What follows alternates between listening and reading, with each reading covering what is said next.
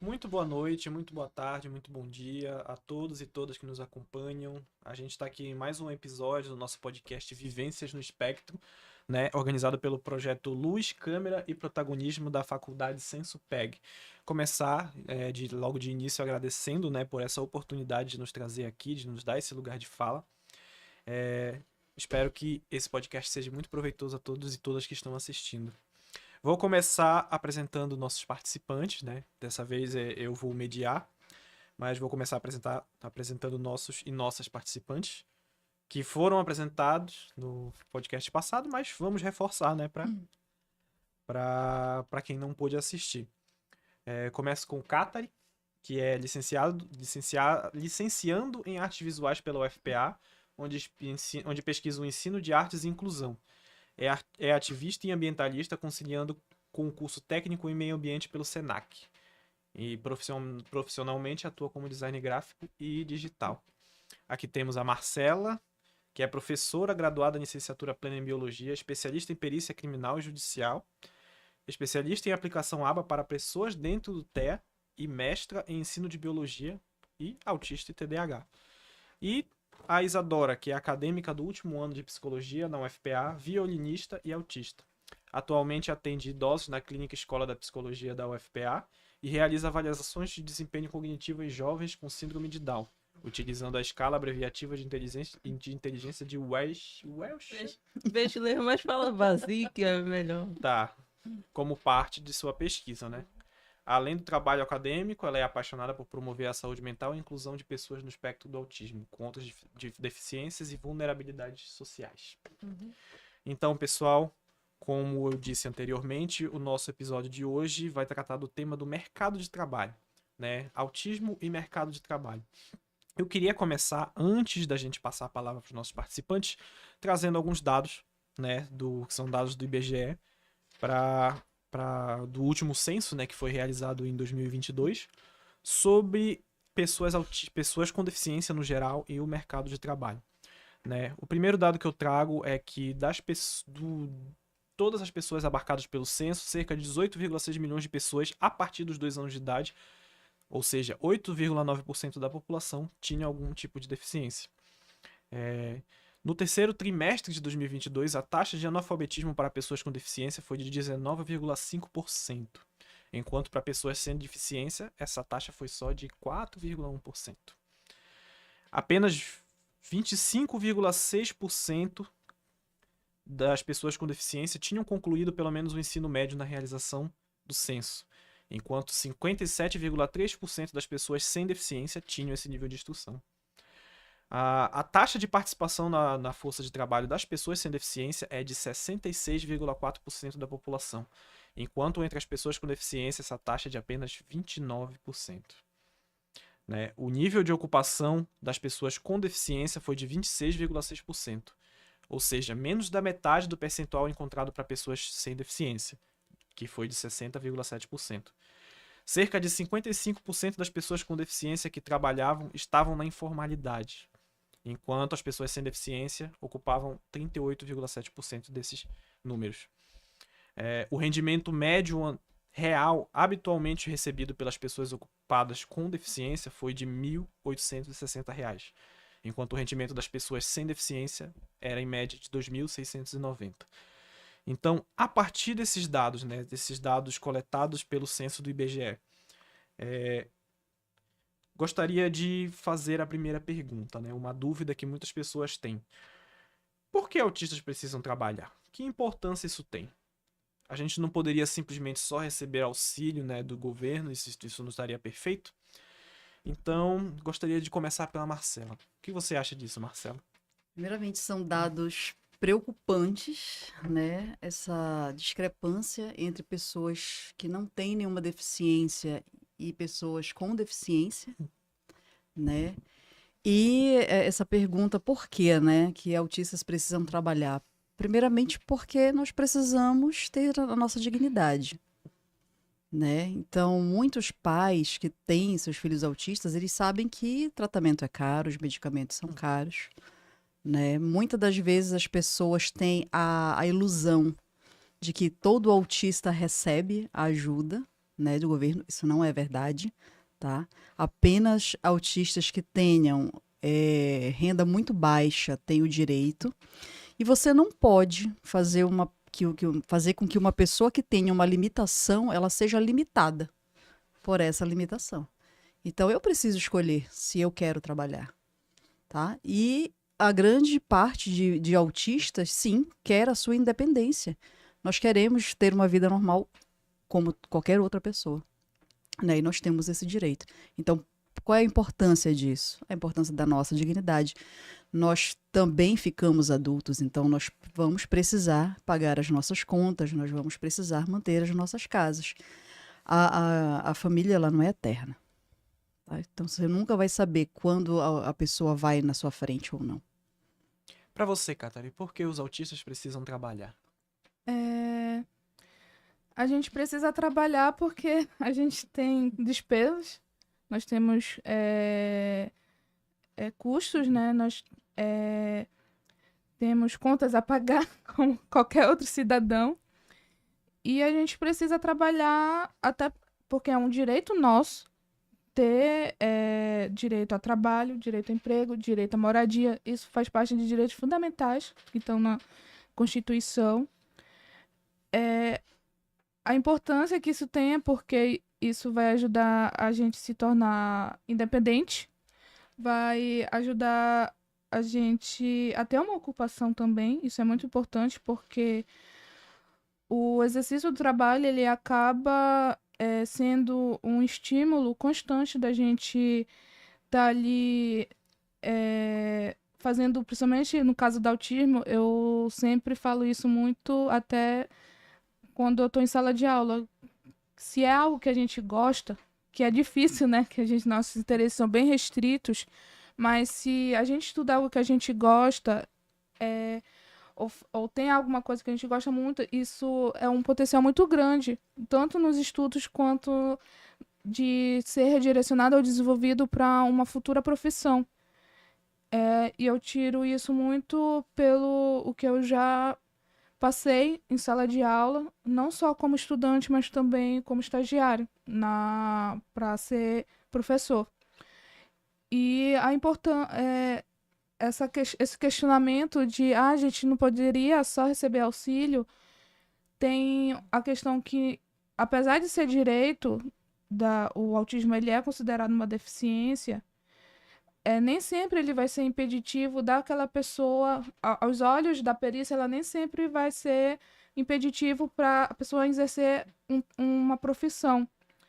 E também tem a questão que a Marcela falou, que o auxílio, a pessoa tem que estar enquadrada se eu me engano, é 1/3 ou 1/4 do salário mínimo, a renda total da casa. Uhum. E sendo realista, o que o auxílio paga hoje, né, seja ele BPC, seja ele Bolsa Família, ele não está de longe de ser suficiente para a sobrevivência, para uma vida de qualidade daquela pessoa autista e da sua família.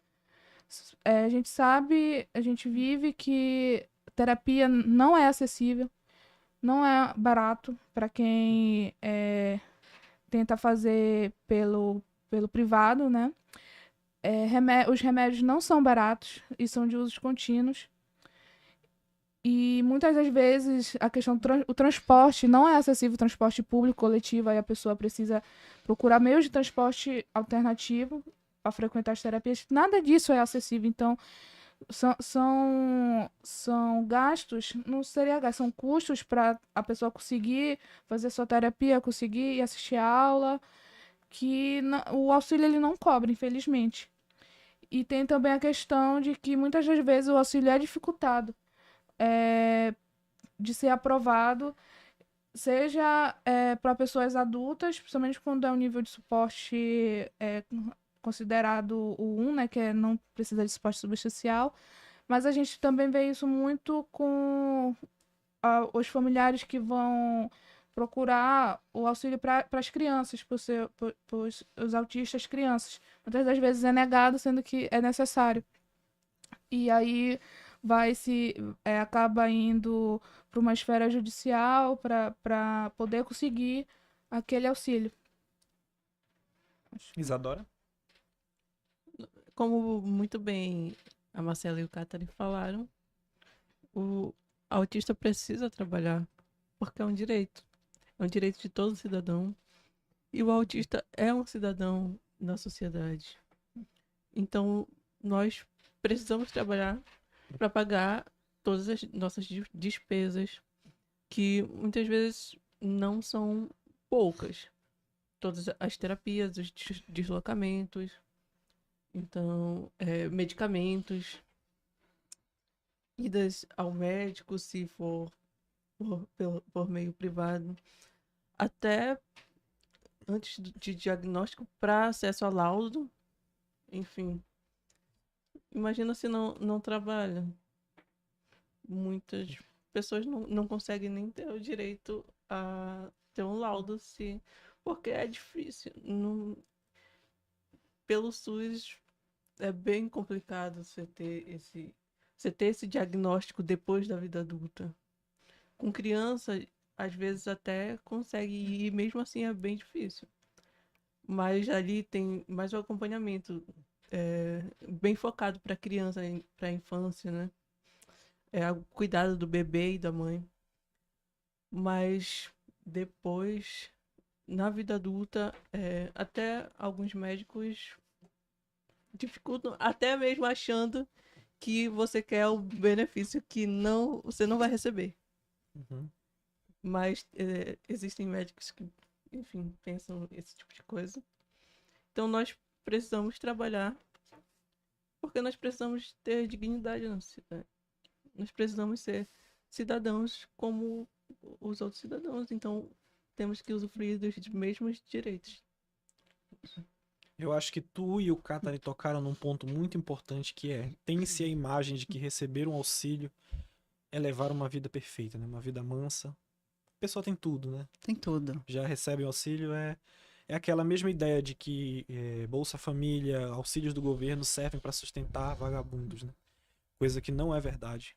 Não é possível ter uma vida plena recebendo o valor, né? Como o auxílio dispõe, né? Não é possível ter esse tipo de ideal, sabe? De vida mansa e etc. Então, vocês colocaram muito bem, né, a nossa necessidade de emprego, nossa necessidade de renda. Antes de passar para a próxima pergunta, eu queria fazer uma pergunta um pouco pessoal a cada um de vocês, né? Perguntar aos participantes e às participantes qual é a sua inserção atual no mercado de trabalho. Que com isso eu quero dizer, se estão trabalhando, estão fazendo especialização, estão se especializando para adentrar o mercado de trabalho, estão à procura de emprego, ou estão estagiando, qualquer tipo de inserção no mercado de trabalho está valendo. Tá. Então, comece pela Marcela. Bem, eu sou professora da rede estadual de ensino público, né? E já trabalho no estado há 13 anos. Né? Antes eu trabalhava no serviço privado de educação. E é isso que eu faço atualmente. Quanto à questão de buscar me aprimorar, recentemente terminei um mestrado em ensino de biologia. Catherine? Atualmente eu passei recente, né, por um desligamento em massa. Eu trabalhei 2 anos e meio, 2 anos e 6 meses como design gráfico e digital numa empresa como PJ-MEI, né? O regime não era CLT, era pessoa jurídica através do MEI. E tinha algumas adaptações, como horário flexível, não era uma jornada fixa, era um trabalho remoto, né? E só que por uma mudança de gestão, houve esse desligamento em massa. E eu tô terminando, né, a graduação em licenciatura em artes visuais. Atualmente eu estou fazendo estágio, não é remunerado, é obrigatório, né, que é o estágio para a gente ter a vivência em sala de aula, né, tem a regência e tudo mais, onde a gente dar aula no lugar do professor, o professor só observa. Eu já estou, acho que no meu terceiro estágio obrigatório, atualmente é com o ensino médio. Mas por fora eu tento pegar alguns que a gente chama trabalho freelance Uhum. para design. E estou procurando oportunidades, né, de realocação. Ao mesmo tempo que eu também estou me capacitando, fazendo outros cursos, como o técnico em meio ambiente, e também estou dando continuidade na minha formação como desenvolvedor, front-end, coisas que eu gosto de estudar. Geralmente eu vou muito por temas que eu gosto e às vezes eu acabo até ficando um pouco sobrecarregado de capacitações. E estou procurando, né, uma oportunidade nova. Já participei de alguns processos seletivos, mas ainda não consegui uma recolocação ou, de novo, trabalhar como design gráfico digital. É isso. Isadora? No momento eu não estou trabalhando, estou terminando a faculdade de psicologia no último ano. Faço estágio, que também é estágio obrigatório, na clínica escola. E enfim, eu nunca tive um trabalho de carteira assinada, apenas Uhum. freelance mesmo. Certo. Mas o trabalho que você está fazendo, o estágio que você está fazendo também é extremamente relevante. E vale também, inclusive, para o mestrado que a Marcela falou, né? Que essas experiências acadêmicas também são o que movem a pesquisa no Brasil. Então, claro, infelizmente, não tem os mesmos direitos que os empregos de carteira assinada Uhum. ainda. Esperamos que no futuro tenha. Mas a gente sabe que bolsas de iniciação científica, mestrado, doutorado, etc., todos são os que movem a pesquisa no Brasil e são também um Eu trabalho muito relevante. fui bolsista de iniciação científica, inclusive acabou o mês passado, meu tempo de bolsa. Então, eu estou nesse trabalho mais acadêmico por enquanto, mas ainda pensando sempre na questão como vai ser quando eu me formar e ter que procurar um trabalho realmente. Aí eu penso muito assim, em como vai ser tudo isso. Certo. Então eu vou fazer a próxima pergunta para vocês. A partir de suas experiências, qual é a maior dificuldade que uma pessoa no espectro pode encontrar ao tentar se inserir no mercado de trabalho, ou seja, ao tentar encontrar emprego? Marcela, pode começar? Bem, a gente vai ter duas situações. A pessoa sem laudo, que ainda ela se acha o estranho no ninho, porém sem saber o porquê, né? E a pessoa já com laudo, que chega no mercado de trabalho e o preconceito vai ser a trava, né? Nós temos muitas pessoas com algum tipo de deficiência que tem graduação, pós-graduação, e quando chega para entregar o seu currículo, eles dizem assim: olha, nós temos uma vaga lá na portaria para você. Não desmerecendo o serviço do porteiro, mas não é obedecido, digamos assim, à qualificação que aquela pessoa com deficiência tem. Uhum. Né? Então, muitas das vezes você tem ali um economista que eles vão dar um outro cargo, simplesmente por ter uma deficiência. Então, muitas das vezes, as pessoas com o seu diagnóstico dentro do espectro, elas tendem a esconder esse diagnóstico. Só que o grande problema é que a gente não vai conseguir ser outra pessoa. Né? Nós vamos ter nossas peculiaridades. Nós temos as nossas ecolalias, nós temos as nossas estereotipias. E com isso, as pessoas no teu local de trabalho, que não sabem do laudo, vão dizer assim: ah lá vai o esquisito. Né? E aí, fulano, tinha um colega que ele tinha...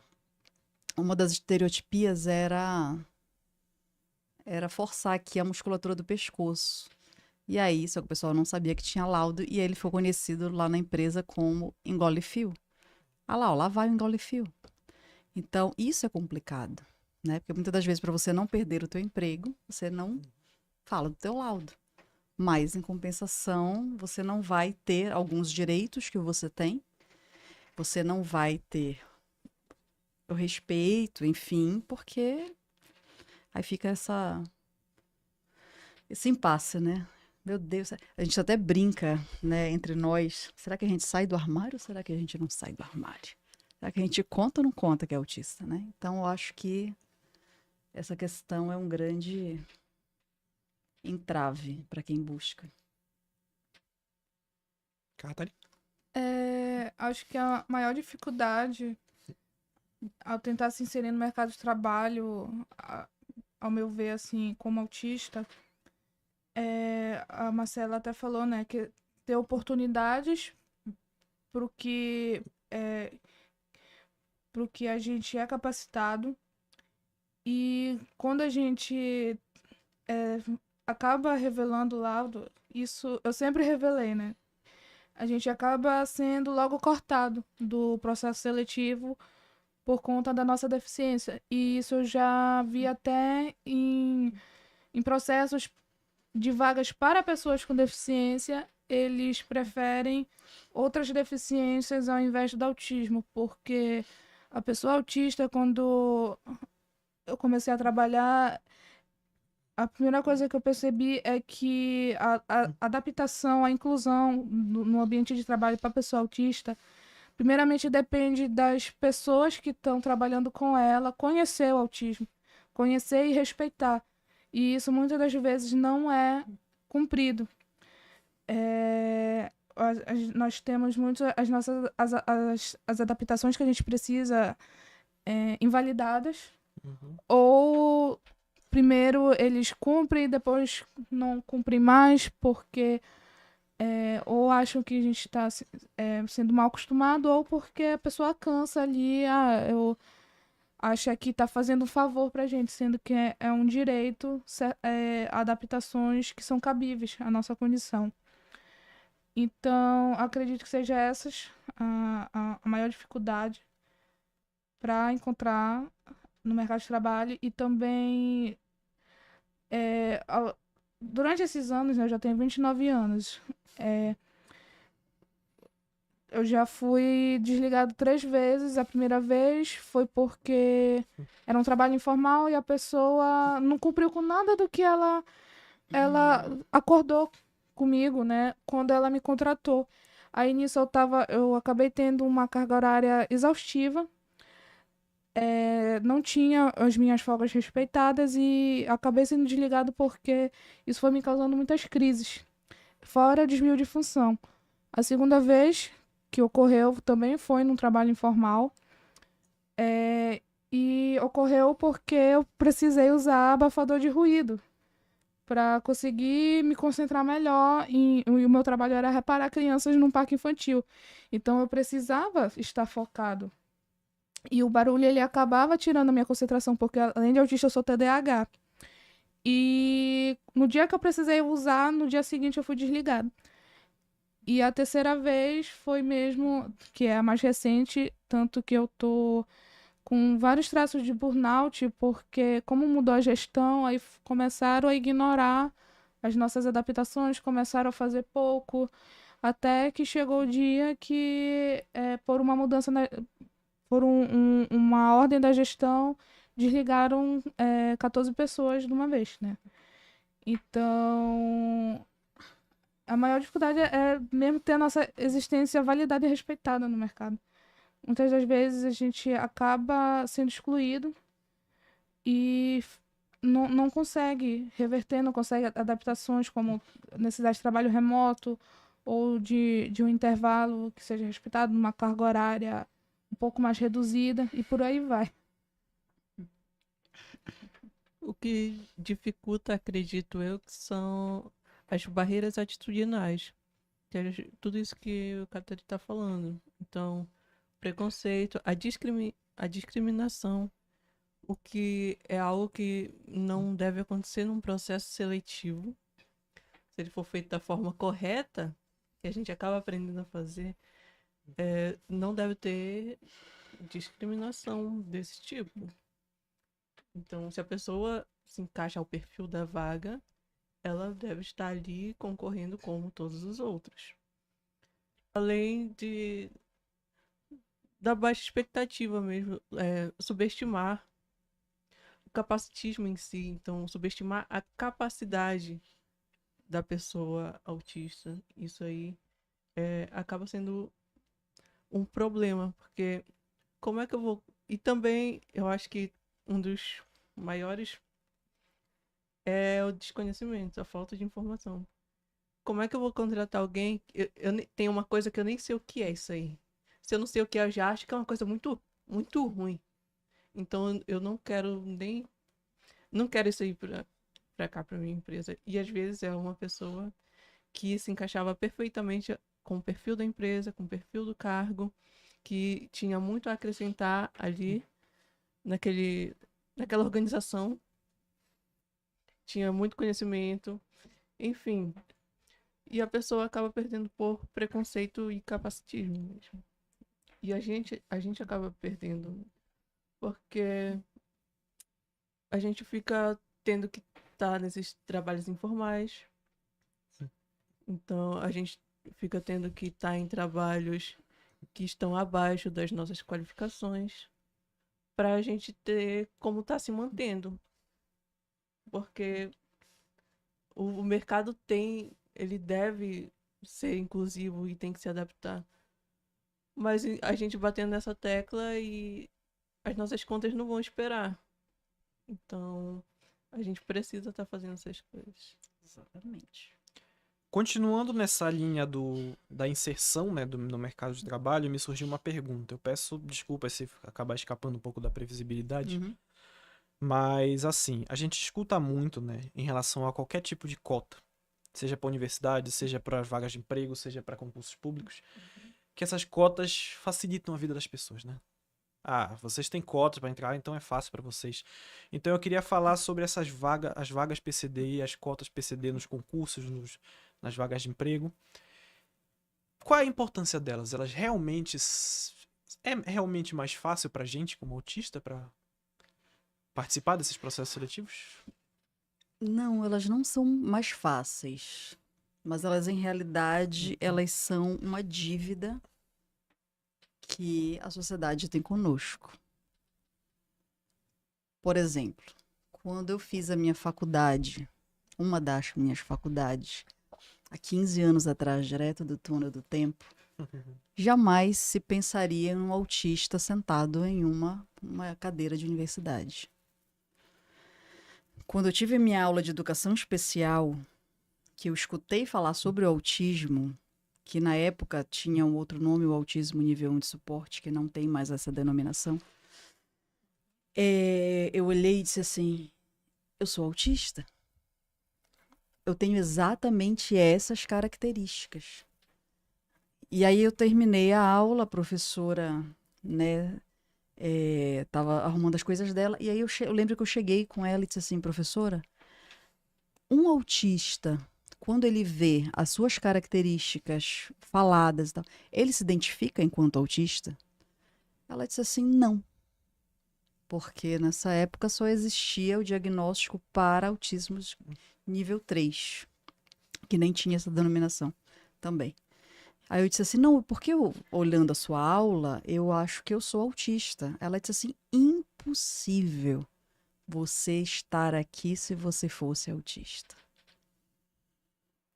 Então, as pessoas pegavam os autistas, assim como outras pessoas com outros tipos de deficiência, e simplesmente colocavam apenas em escolas especializadas. Ah, vão para lá, porque ali é o lugar de vocês, não é?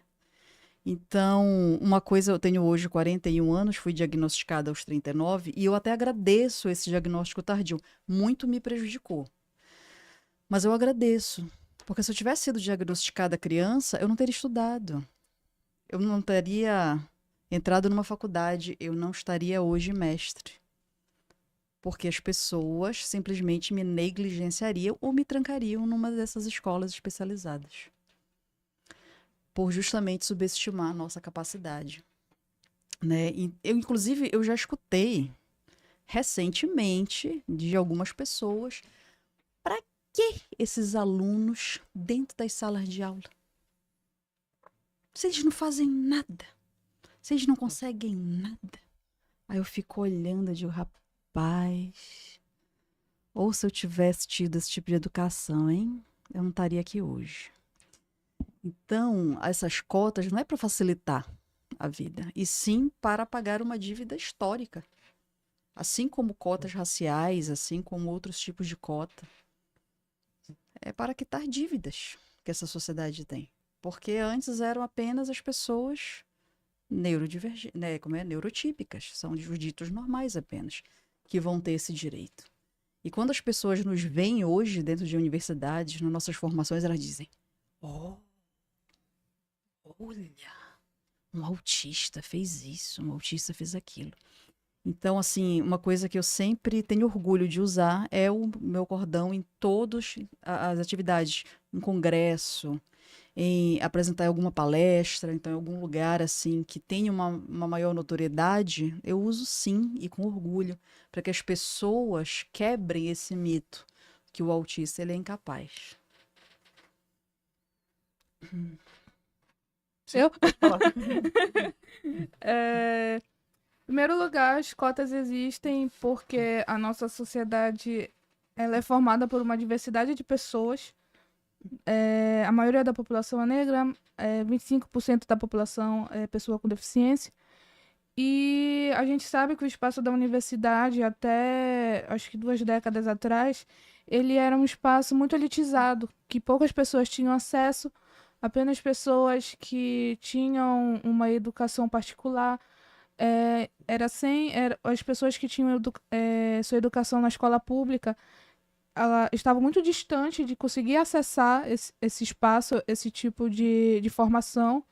E as cotas, acho que elas exigem tanto por essa questão que a Marcela falou, dessa dívida histórica, porque até um ano passado queriam voltar, né, com essa segregação de pessoas com deficiência estudarem separadas em relação a pessoas sem deficiência.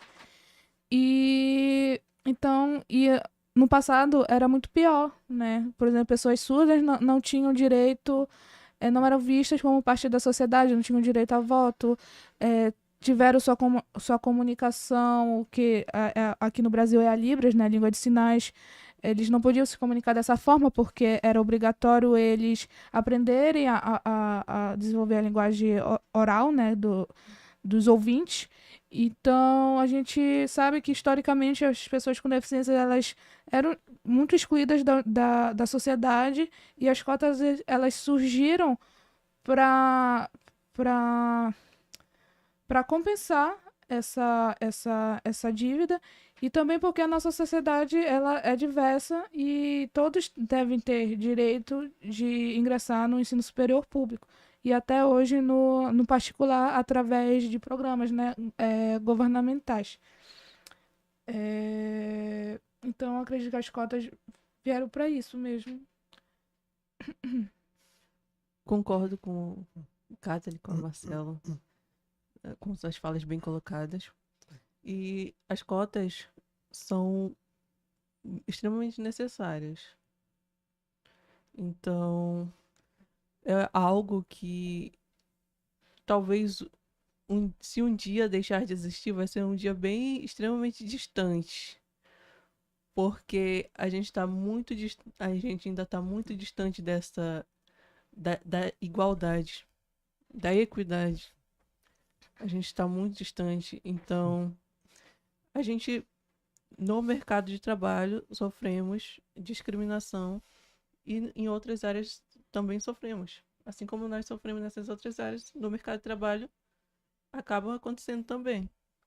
Então, as cotas é justamente isso. Tentar, como se fosse ali, remediar, tentar dar um remedinho ali para ver se ajuda a aliviar uma coisa, mas às vezes é algo que é muito maior, então... Mas é importante, enfim, a cota acaba sendo importante. Certo. A gente falou bastante sobre a entrada da pessoa com deficiência, com geral, né, no mercado de trabalho. Agora vamos falar um pouco sobre as pessoas com deficiência, mais especificamente os autistas que já se encontram lá dentro, né, que já se encontram no mercado de trabalho. Qual é a maior dificuldade em manter esse emprego? Qual é a maior dificuldade em se manter nesse mercado de trabalho, em se manter nesse trabalho, né? Levando em consideração todas as questões que envolve. Marcelo? Eu acredito que a maior dificuldade é o respeito que você, às vezes, muitas das vezes, não encontra nesse ambiente de trabalho. Porque, assim, nós, enquanto autistas, nós temos uma rotina, nós somos presos a essa rotina. Como nós sabemos, vários de nós temos algumas hipersensibilidades, temos hipossensibilidades. E as pessoas, elas falam muito sobre autismo, mas não compreendem. Não sei por não querer, ou talvez seja realmente difícil compreender o porquê que um barulho me desestabilizaria se o resto das pessoas estão tranquilamente na sala. Se o porquê de eu chegar no meu ambiente de trabalho e as coisas estiverem fora do lugar, eu não conseguir trabalhar.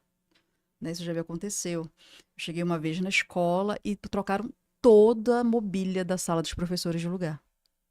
Eu travei na porta. Eu não consegui nem entrar. Então, para as pessoas que não estão fora do espectro, isso é uma frescura.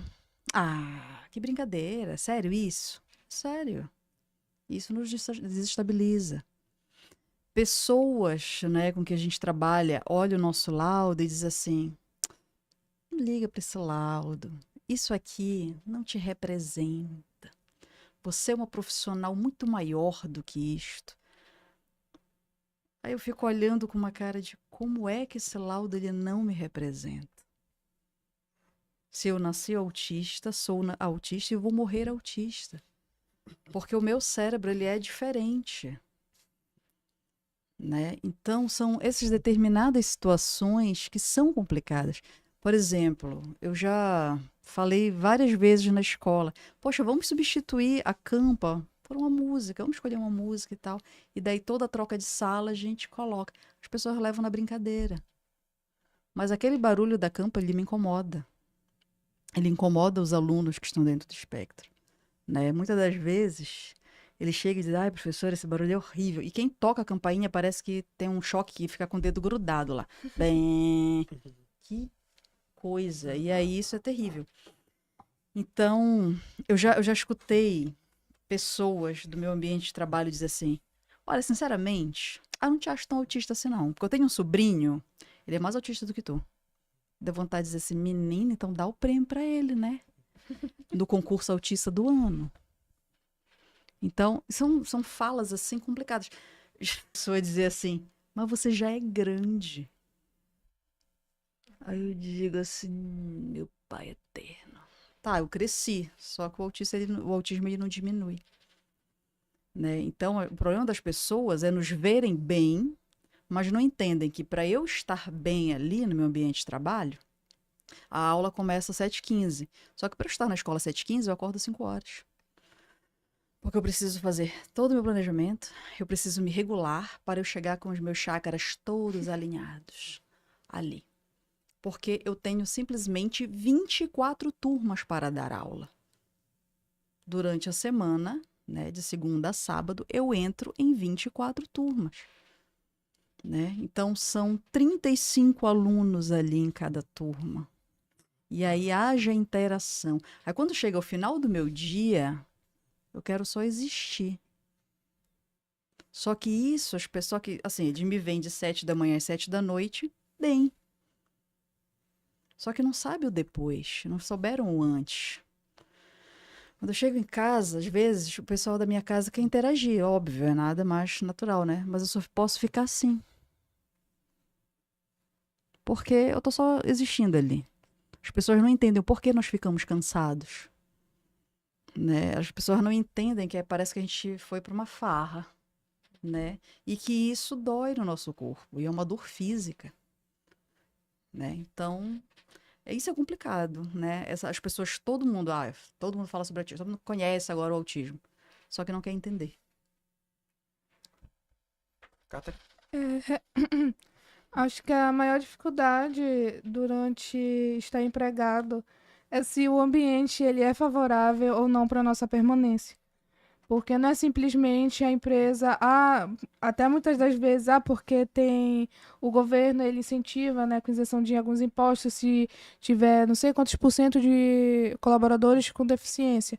Aí a pessoa contrata, coloca aquela pessoa com deficiência ali dentro da empresa para conseguir a isenção de imposto, mas não faz nada para aquela pessoa se sentir bem ali, se sentir pertencente e conseguir trabalhar, ter as mínimas condições de trabalho para conseguir fazer o que é a sua função. Então, se é um espaço, um ambiente de trabalho hostil, onde a pessoa não tem suas adaptações respeitadas, como já me ocorreu, né, como eu falei anteriormente, onde também é espaço para assédio moral, para capacitismo, um ambiente tóxico, onde você tem a sua condição menosprezada, não tem terapia, não tem medicação para irritabilidade, para ansiedade que aquilo vai causar uma ansiedade generalizada na pessoa, se ela, uma pessoa autista, se a pessoa autista não tem uma previsibilidade ali no ambiente de trabalho, se aquela pessoa autista não tem uma rotina de trabalho, não tem uma comunicação objetiva e direta entre os seus colaboradores, ou pior ainda, as pessoas não vê como ofensiva algumas vezes algumas formas como a gente se comunica. Não tem terapia e medicação que vai dar jeito ali até a pessoa se esgotar em saúde mental e acabar ou sendo desligada ou pedindo as contas. Então, a maior dificuldade é realmente se o ambiente ele é favorável à nossa permanência ou ao contrário, ele não é favorável e a gente vai se forçando até onde der, né? Se não houver ali uma cultura de promoção, promoção de cultura inclusiva no ambiente de trabalho, realmente fica bem complicado. E bem complicado também de ignorarem as nossas dificuldades, ignorarem nossa necessidade de suporte. Porque, assim, linkando um pouco com a pergunta das cotas, ver alguém ali trabalhando, ou então ver que eu, por exemplo, não entrei com cota PCD na universidade, mas não penso assim, tá, mas a que custo? A que custo a pessoa conseguiu estar ali? A que custo essa pessoa conseguiu, a Marcela conseguiu ser mestre hoje? A que custo o Catari conseguiu estar aqui tendo várias coisas que ele faz, vários trabalhos. E, então, aí talvez a pessoa veja e, nossa, mas se você consegue, você tem essa qualificação aí, então você consegue tudo isso, assim. Isso aí, essa sua dificuldade é só uma besteira, é só uma frescura, não precisa disso não, tá bom? Ou então é só uma inclusão da boca para fora. Tipo, nós somos aqui uma empresa inclusiva, seja bem-vindo, você é inclusivo sim, vou ser inclusivo sim, mas na realidade, no dia a dia, não faz isso. Na realidade, ele faz uma inserção, ele não faz uma Inserção. inclusão. Faz apenas a inserção. É. E acaba que não promove essa cultura da inclusão ali naquele lugar. Então, isso dificulta a permanência, porque às vezes os que conseguem chegar até ali, e às vezes a muito custo, por isso a necessidade da cota de todas essas coisas. Porque o nível da saúde mental fica complicado. Às vezes não conseguem permanecer por causa do ambiente. Então, não é importante apenas a gente conseguir chegar lá, mas conseguir permanecer ali. Agora eu gostaria de fazer uma pergunta num outro sentido. Uma pessoa que está num ambiente de trabalho, e isso a gente sabe que dentro do ambiente de trabalho nós temos que nos relacionar com equipes, né, com pessoas, faz parte de estar empregado, isso é muito comum. Então eu gostaria de perguntar para vocês como o capacitismo atrapalha nesse processo de inclusão no ambiente de trabalho. E isso eu quero dizer em relação aos colegas de trabalho, em relação aos chefes, em relação a todo mundo que faz parte daquele ambiente de trabalho. Quer começar, Marcelo? Olha, eu acho que o capacitismo ele vai começar na estrutura do próprio local, né? Se você não respeita a questão, às vezes, de luminosidade, de ruído, até propriamente de textura, né? Cores. Então, algumas coisas são gatilhos de crises, né? Então, já começa a questão do capacitismo na própria estrutura. Piadinhas, né? Muitas das vezes as pessoas, elas dizem assim, o autista, ele não entende. A gente precisa colocar uma vírgula aí. O autista criança, ele vai ser muito mais literal, ele vai ser muito mais ingênuo, ele vai ser muito mais inocente. Mas as pessoas esquecem que nós crescemos. E durante o nosso crescimento, nós vamos adquirindo algumas habilidades. Dentre elas, a percepção de quando a pessoa ela está te largando uma piada, né? Que eu não chamo de brincadeira, porque a brincadeira só é legal quando todo mundo se diverte, né? Então, a questão do próprio bullying, né? Que as pessoas, por exemplo, às vezes você sabe que alguma coisa incomoda, né? Aquele colega autista. A pessoa vai lá e faz. Olha, eu não gosto muito que as pessoas fiquem me tocando, né? Eu deixo alguns amigos me abraçarem, tal, pessoas que eu tenho mais afinidade. Mas as pessoas que eu não tenho, eu não gosto. E aí a pessoa diz assim, tu não gosta que te pegue, né? Aí vai lá e me pega. Eu já sei, tu não gosta que pegue, né? Aí vai lá e pega. E aí é complicado. Por quê? Porque nós temos as nossas crises de explosão, que são os meltdowns. Só que se eu tiver uma crise explosiva no meu trabalho, eles não vão entender isso como uma crise de autismo. Eles vão entender que eu não me adequo à equipe e eu estarei fora. Uma criança pode. Eu sempre digo assim, né? Eu tenho os meus alunos dentro do espectro. Se eles fizerem alguma coisa, tudo bem, meus alunos são autistas. Mas se eu fizer, eu não posso, porque eu sou a professora. Só que eles esquecem que eu sou uma professora autista. Eu também vou ter os meus momentos, eu vou ter os meus meltdowns.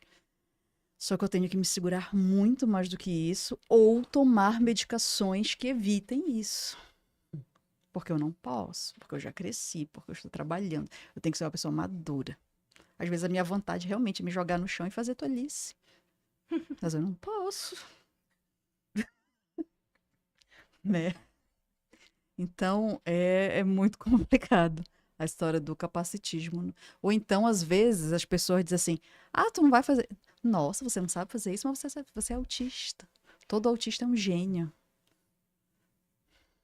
Né? Então, é complicado. Ou então, chega assim, olha, eu tava te olhando, mas até que tu não parece tão autista assim.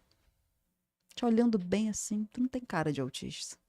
Então, são esses pequenos entraves que são complicados.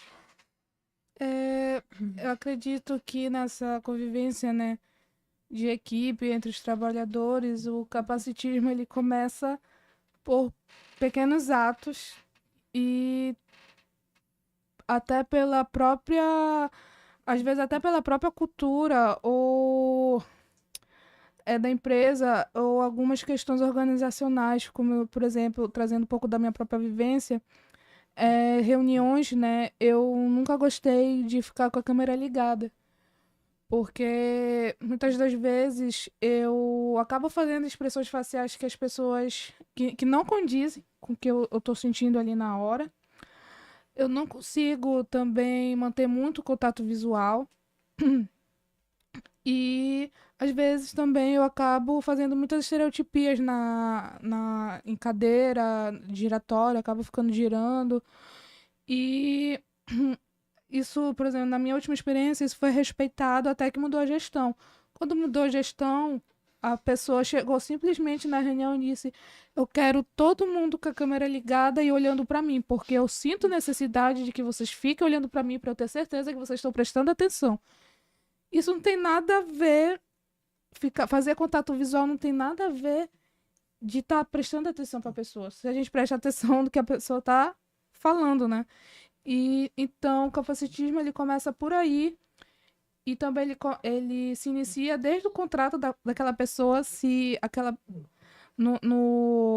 Fora do serviço público, né, no serviço privado e pelo regime de MEI, PJ, muitas das vezes a gente coloca a nossa pretensão salarial. Aí quando tu entra, ninguém geralmente sabe o salário de ninguém, só que depois ocorre de tu descobrir que tu, como PCD, é o que recebe menos dali, da tua equipe, que tem a mesma função, até pessoas que entraram depois, ou que estão em uma hierarquia júnior e você já é um nível pleno. Então, começa por aí o capacitismo, porque você está recebendo menos. Isso ocorre muito com mulheres, né? Mulheres recebem menos que homens, e também ocorre de pessoas com deficiência receberem menos que pessoas sem deficiência. E durante a convivência em equipe, também o capacitismo acontece quando aquele colaborador ele não quer dialogar, ele não procura entender porque você num dia pode estar mais desregulado, porque naquele dia você não rendeu tão bem, não produziu tão bem, porque a gente não é funcional 100% do tempo. Não importa quanto a gente se force, a gente não vai ser funcional 24 horas por dia.